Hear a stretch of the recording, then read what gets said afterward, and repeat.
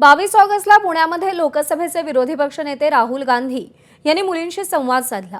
तर काल मुख्यमंत्री देवेंद्र फडणवीसांनी उपराजधानी नागपुरात जेन झी सोबत संवाद साधला।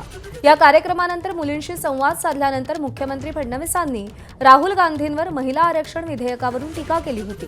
त्यावरून ठाकरेंच्या शिवसेनेचे खासदार संजय राऊतांनी पलटवार केलाय। आपल्या संविधानाच्या प्रक्रियेमध्ये सर्वात मोठी व्यवस्था संसद आहे। त्या संसदेमध्ये 33% महिला खासदार पोचले पाहिजे हा प्रयत्न मोदीजी करतायत आणि त्याला राहुल गांधी विरोध करतायत। पुण्यात येऊन महिलांबद्दल बोलायचं आणि खरी महिलांना जी अधिकारिता मिळणार आहे, जो अधिकार मिळणार आहे, त्या विमेन्स रिझर्वेशन बिलाला विरोध करायचा, तो हाणून पडायचं, ही राहुल गांधींची दुटप्पी भूमिका आहे। महिला आरक्षणाच्या बाबतीत ढोंग, नौटंकी, खोटारडेपणा कोणी करत असेल तो भारतीय जनता पक्ष।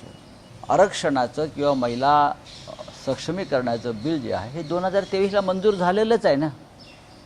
तेच बिल परत आणून तुम्ही कोणाला मूर्ख बनवताय? देवेंद्रजी, नरेंद्र मोदीजी, अमित शहाजी, अमुकजी, तमुकजी, बरं का?